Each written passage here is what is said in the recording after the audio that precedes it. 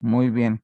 Em, Como recuerdan, bueno, primero que nada, buenos días a todos. ¿Cómo les ha ido con las lluvias y con el frío?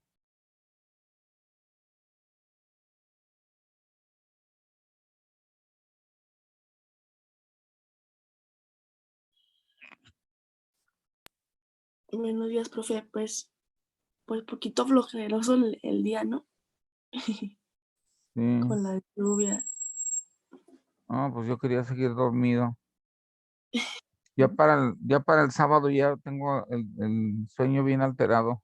Se me va moviendo. Veo películas en la noche, me levanto más tarde y así. Y el lunes sopas otra vez tempranísimo.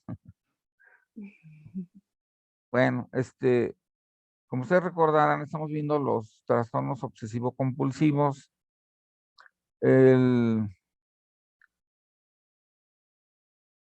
el hecho de tener una idea e inmediatamente desear hacer lo que te dice la idea es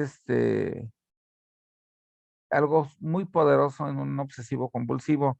Nosotros, pues, gente que estamos más en el círculo del medio que en el círculo externo donde está la patología, hablamos de personalidad tipo acumulativa, de personalidad tipo obsesivo compulsiva, de personalidad tipo dismórfica corporal. ¿Sí?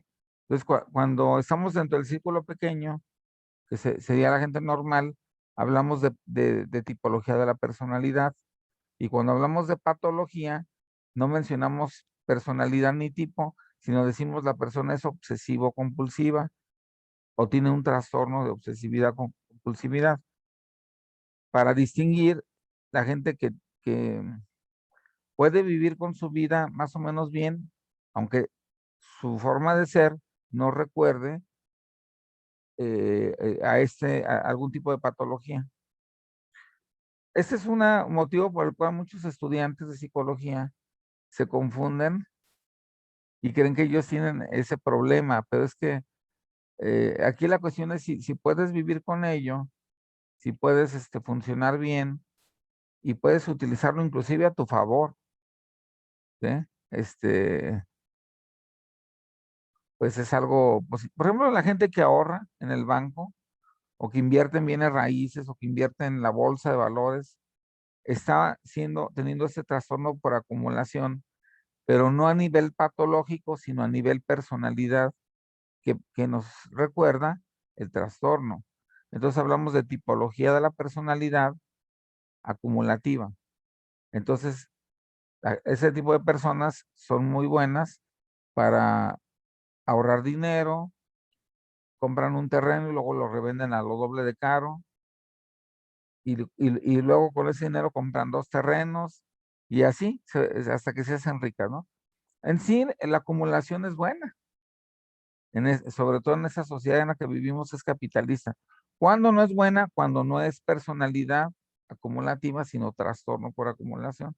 No sé si les queda claro esto. Hola, hola, ¿sí? ¿Sí quedó claro? Sí, Bueno, profe. bueno, ok. Bueno, vamos entonces a leer las personas que lo padecen. ¿Quién me ayuda? Aquí en donde dice las personas que lo padecen, Yo le ayudo, profe. esta parte de aquí. Las personas que lo padecen se justifican debido a la percepción Sí, que, te lo sí, a marco. la percepción de utilidad a volar estético y es un apego importante a nivel sentimental. Periódicos, revistas, ropa antigua, libros, bolsas, cartas, ¿Qué cartas? etcétera. Muchas personas acumulan objetos de valor mezclados con otros muchos de escaso valor, invadiendo Mm, áreas de la vivencia o haciendo a veces un intransitable lugar, lo cual suele acarrear Sí, haber problemas importantes de convivencia. Aunque el sujeto reconoce que en la actualidad los objetos acumulados no le son útiles, piensa que en el futuro podrá necesitarlos y por ello no quiere deshacerse de ellos. La ajá, acumulación puede llegar a ser tan alta que en ocasiones, ay, perdón, ok, el sujeto tiene problemas para localizar alguno de los objetos guardados, pero el hecho de saber que lo posee le tranquiliza y le hace sentirse más seguro. Aunque la mayoría de las veces la acumulación se refiere a un objeto físico, también puede llevarse a cabo acumulación material virtual o informático, por ejemplo, guardar fierros, mensajes o menudeo a menudo el sujeto invierte importancia en cantidades de tiempo en ordenar o de volver a clasificar sus objetos acumulados bajo diferentes criterios. Por ejemplo, alguien que acumule noticias de periódicos puede clasificarlas por fechas de publicación o por contenidos ok, hasta ahí si de gustas. noticias. Sí, gracias. Miren, hay gente que colecciona mariposas, que colecciona monedas antiguas, que se le llama numismática. Una moneda, por ejemplo, de un peso de hace 60 años, ahorita anda valiendo como 2,000 pesos, porque es una moneda que ya no circula, que su valor es básicamente de tipo histórico, no tanto de que tenga oro, plata o así.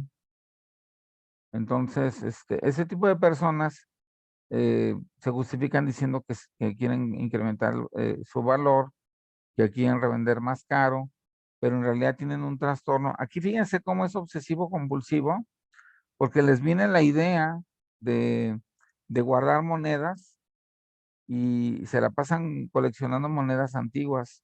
Y ese tipo de gente usualmente se muere con todas esas monedas antiguas, nunca las revende para obtener su valor real y usualmente pues, se las quedan los hijos o se las queda la esposa. Y la esposa sí sí las vende o los hijos y ellos son los que disfrutan eh, el, el- el- el- el trastorno de acumulación del padre o de la madre, ¿no? Entonces, para que vean, pues ese es un detalle. Es que a la gente le, no, digamos que cuando se tiene un trastorno de este tipo, no se dan cuenta que el dinero es o los bienes son para remediar los males, ¿sí? Como dice el refrán. Entonces, nunca se atienden em, porque están queriendo siempre ahorrar, quieren acumular. Para ellos, lo peor que existe en el mundo es gastar. Y hay gente así que parece, en primera instancia, una gente muy tacaña, pero en realidad tiene un trastorno por acumulación. Bueno, hay gente tacaña que no tiene trastorno por acumulación, que les digo que pertenece al círculo chiquito. ¿Quieres comentar algo, Osvaldo? Eh, ay, quería hacer una pregunta. Lo de los trastornos obsesivo-compulsivo, Ajá. ¿se hacen de manera biológica o salen por una represión o por no haber vivido una experiencia de manera adecuada? Sí, mira, todas las neurosis, tal vez con excepción de la fóbica, tienen que ver con estar atrapado en los primeros 5 o 6 años de vida. ¿Por qué la fóbica no? Porque hay fobias biológicas, están súper comprobadísimas que son biológicas. El miedo a la sangre, no sé, una de cada 20 personas que ve sangre, un charco de sangre, se desmaya. Entonces es biológico, no es por una situación de la infancia, pero pudiera serlo también. Pero Eh, entonces, los primeros 5 años o tal vez 6 años ajá. son los que van a dar la pauta a que se genere la neurosis o las fobias. Sí, todas las neurosis, Freud diferenció de manera muy inteligente entre neurosis actuales y psiconeurosis. Nomás que nosotros le llamamos neurosis a secas, pero Freud le llamaba psiconeurosis a la que tenía que ver con estar atrapado durante los 5 o 6 años, y neurosis actual a la que se producía, por ejemplo, cuando tú tienes un trabajo súper archi recontraestresante, pues andas también medio neuras, ¿no?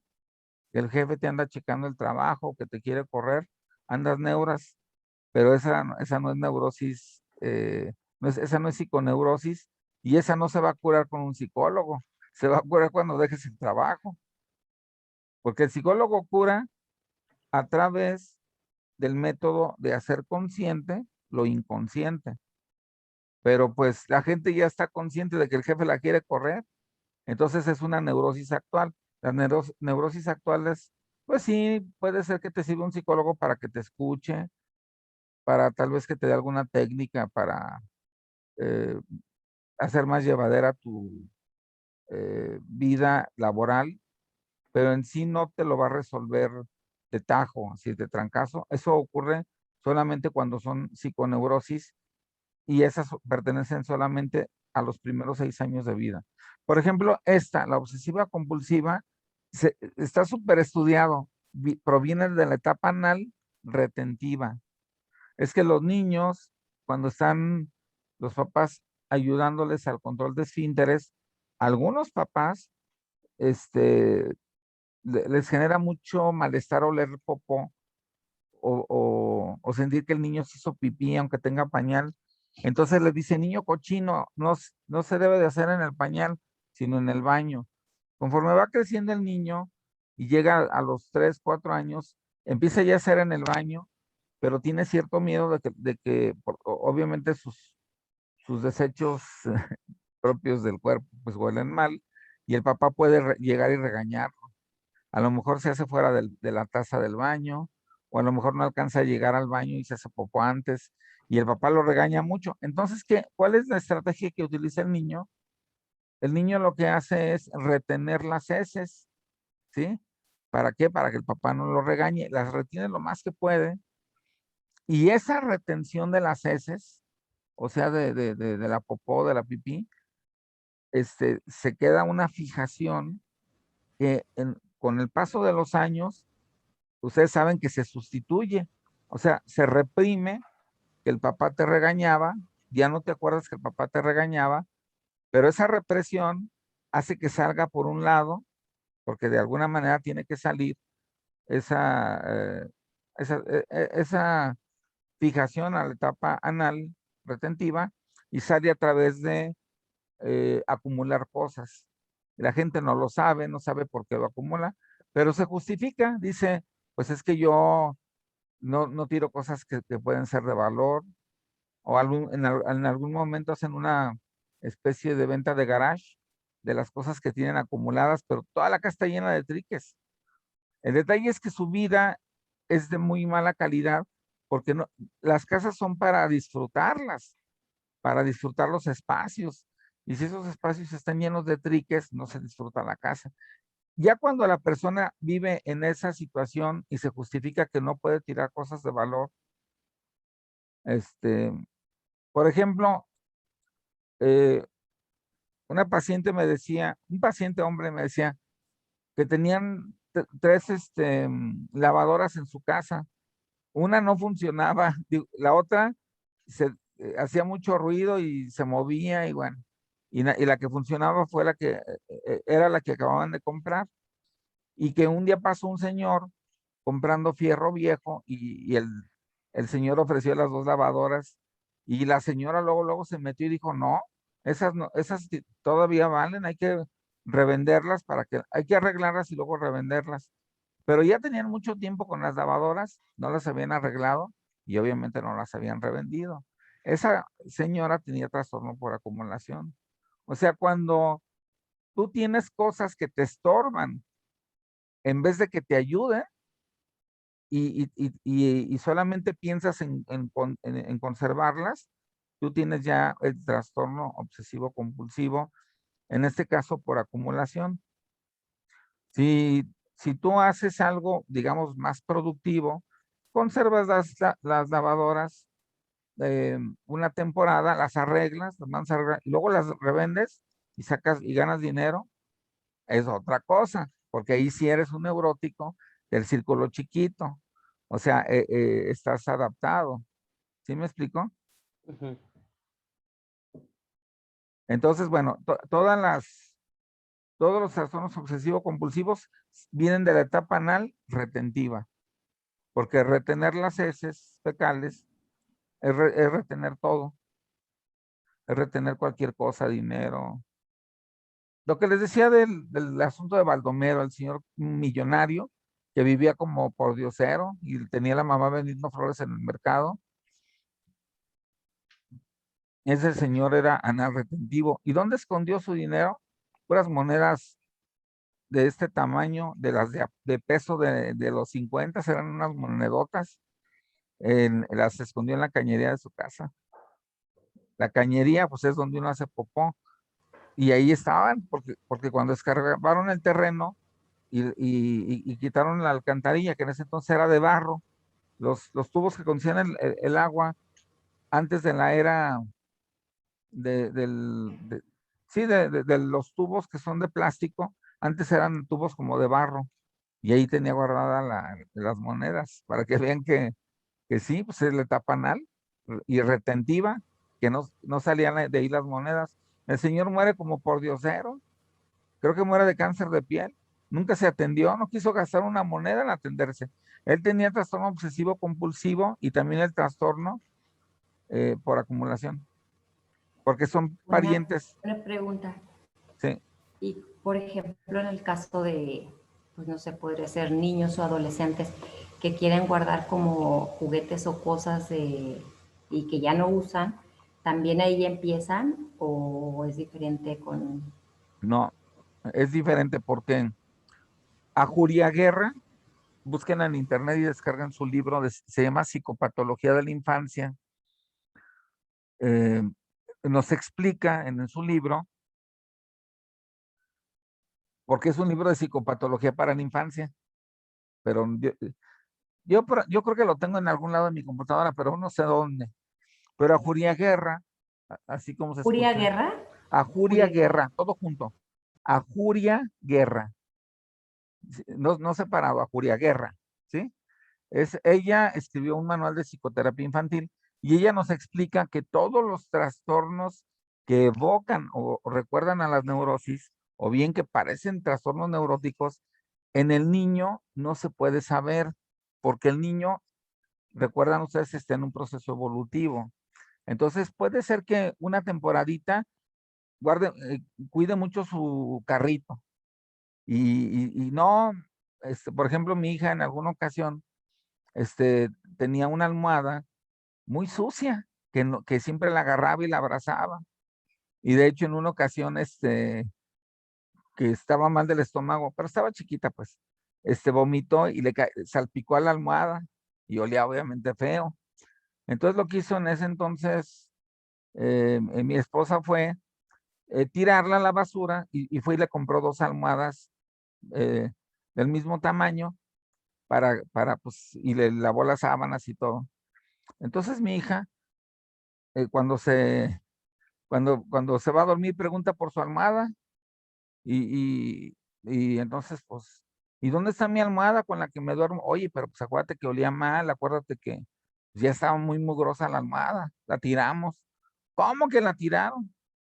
Si era mi almohada favorita, pero olía mal. Sí, pero a mí no me olía mal, me olía bien. ¿Y ustedes con qué derecho tiran mi almohada? O sea, fue una situación así medio cardíaca porque la niña estaba con todo defendiendo que por qué le habíamos tirado su almohada. Pero en este caso no es un trastorno por acumulación, porque a los 2 meses, no sé, algunos meses después, ya, ya amaba las nuevas almohadas, ¿sí? Y ya se le había olvidado la que se fue. Porque en el caso de los niños, lo que parece patológico evoluciona y se cambia.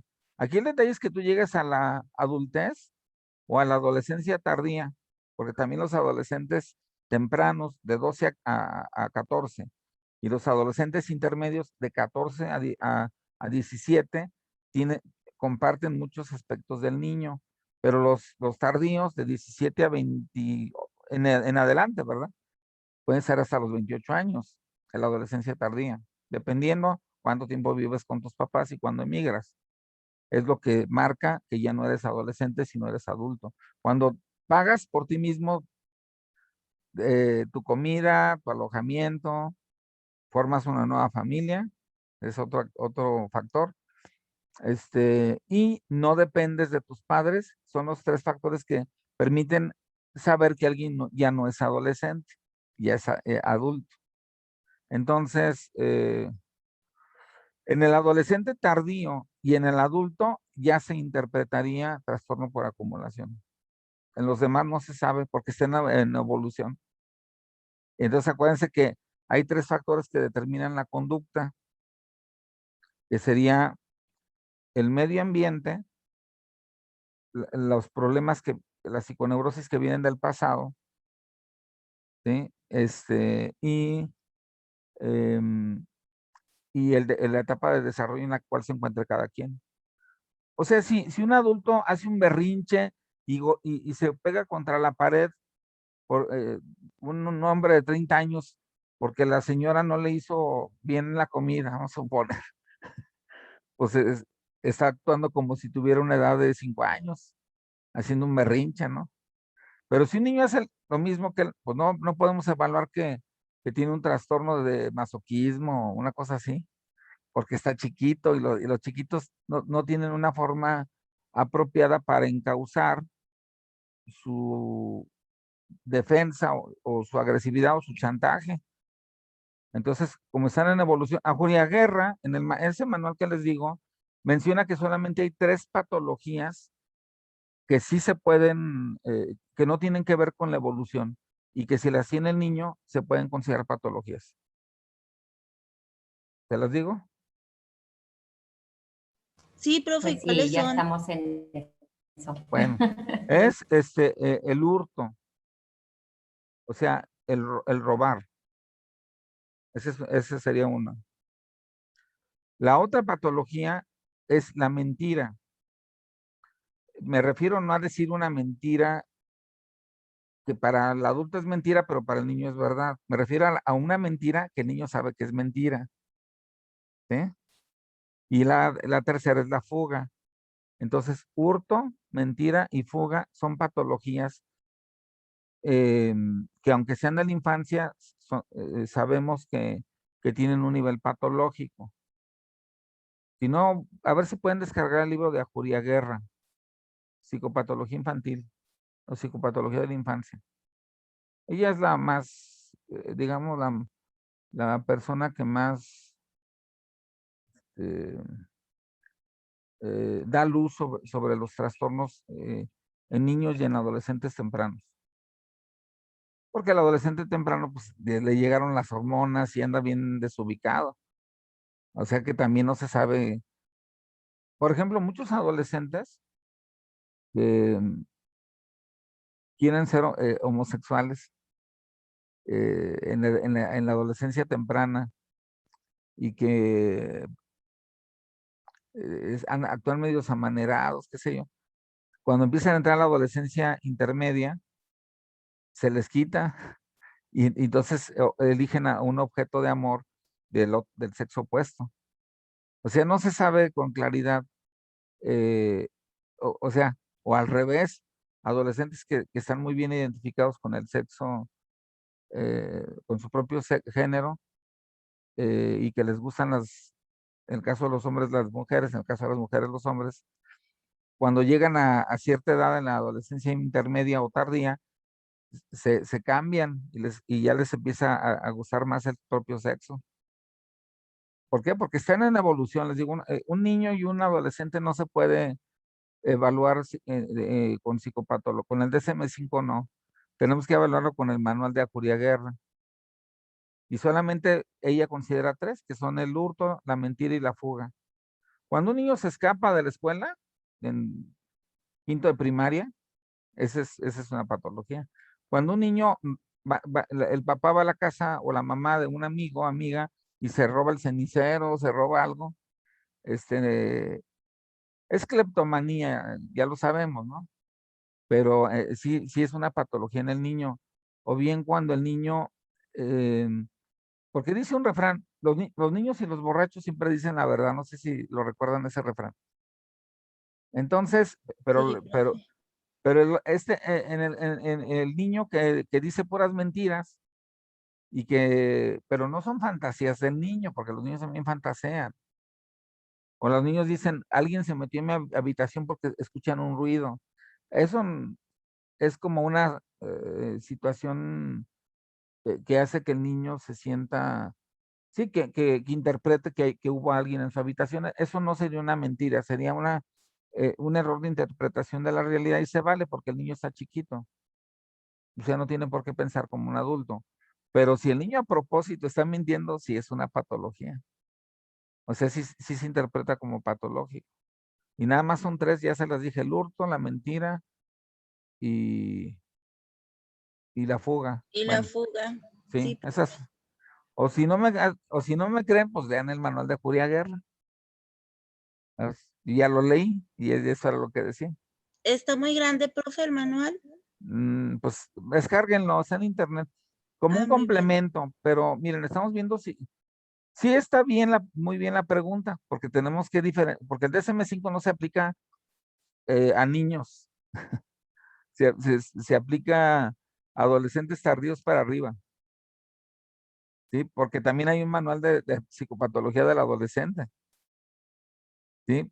Porque la rebeldía del adolescente no se puede catalogar como patología, es parte de su edad, de su etapa, ¿sí? El bajón en calificaciones no se puede interpretar con el DSM-5 como discalculia, como aversión a la escuela. Lo que pasa es que todos los adolescentes que entran a la secundaria dan un bajón tremendo en las calificaciones y se la pasan echando relajo en clase. Ya se sabe eso, pues. Por eso les En digo que segundo de secundaria, para ser exactos, ¿verdad? sí, Bueno, ¿no? a lo mejor algunos en primero, pero sí, sí, ahí se nota mucho. Sí, miren,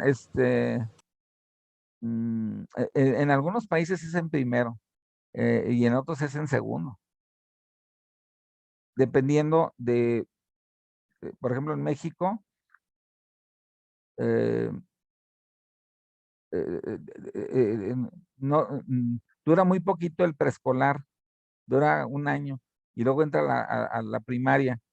Entonces está más grande de edad el niño y en ese caso estaría en segundo de secundaria. Pero en algunos países que no tienen preescolar, que entran directos, más rápido alcanzan la secundaria y entonces es en primero, ¿verdad? ¿Y por qué se portan así los adolescentes? Por las hormonas. O sea, están igualitos del cuerpo, lo único que cambia es que tienen hormonas sexuales. Y las hormonas, sobre todo en el caso del hombre, el hombre se vuelve bien indisciplinado.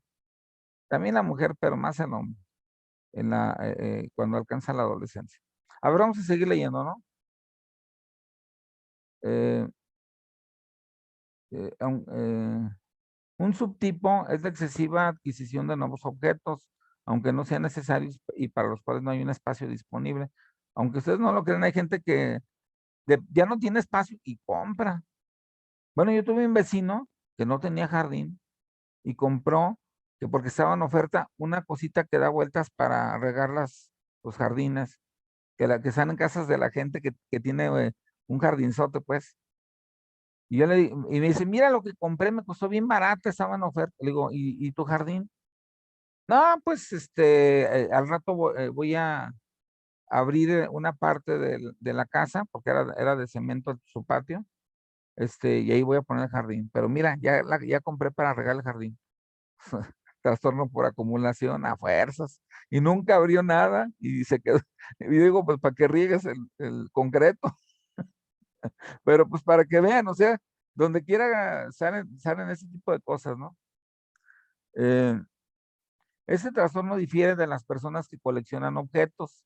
ese es otro detalle importante, que no padecen ese o sea, si la gente colecciona objetos con el objetivo de hacerse más rica, como la numismática, o bien hay gente que colecciona automóviles de los años 60 o 50 que valen una fortuna porque son clásicos, ahí no aplica, porque esa persona sabe que va a ganar más, ¿sí?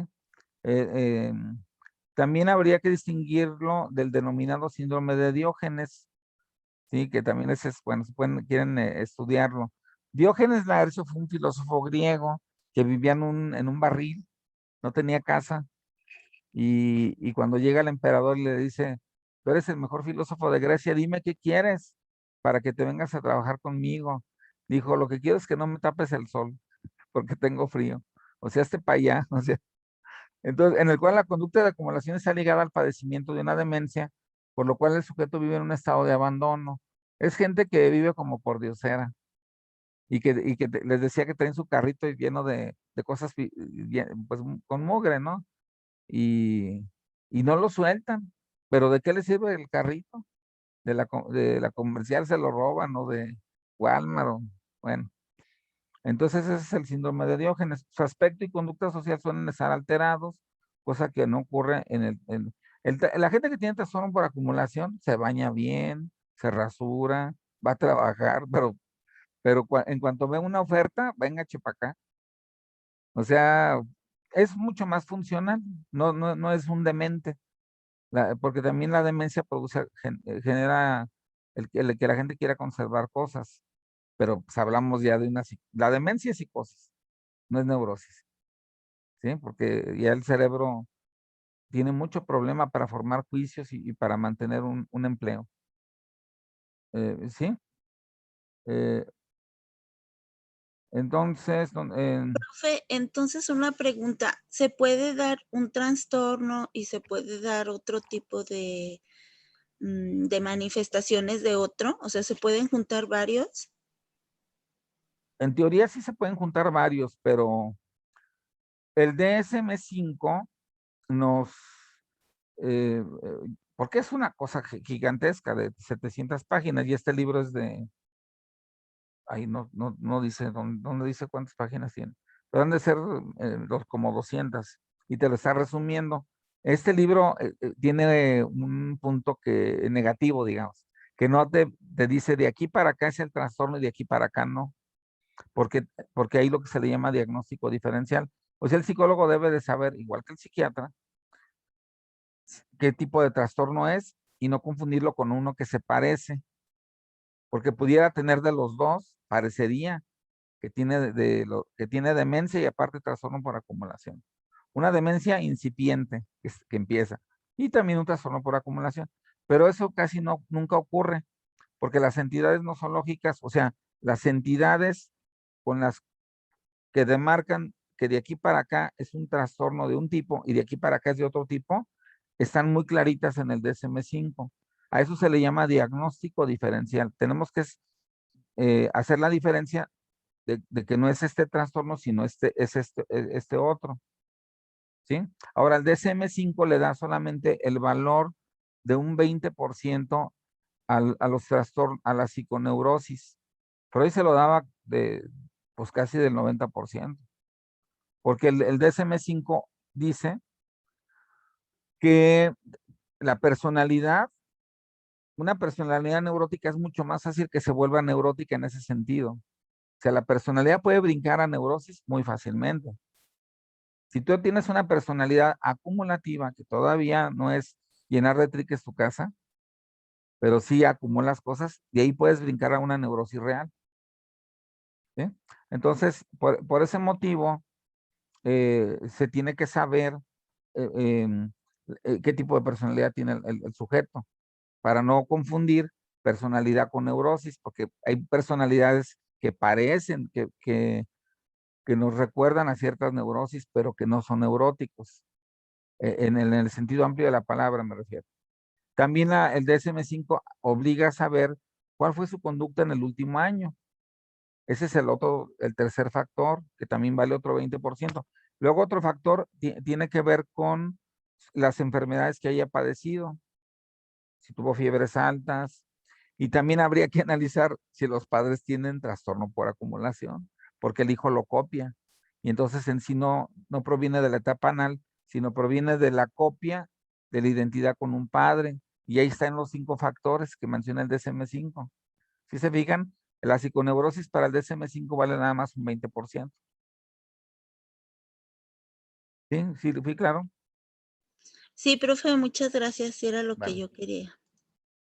Bueno, muy bien. Pues entonces, híjole, ya nos quedan 2 minutitos. Dejamos empezado tricotilomanía. ¿Sí? A ver, alguien que me ayude a Sí. leer. ¿Le ayudo? Sí. Se ya- caracteriza Ajá. por arrancarse el cabello con la consiguiente pérdida del mismo. Las zonas o áreas en donde se extrae el vello pueden ser muy variadas.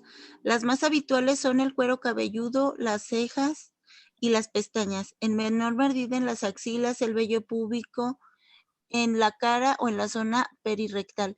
Los patrones de pérdida de pelo son muy variables, desde la alopecia completa a la coexistencia en zonas donde sí existe vello junto a otras donde este es inexistente.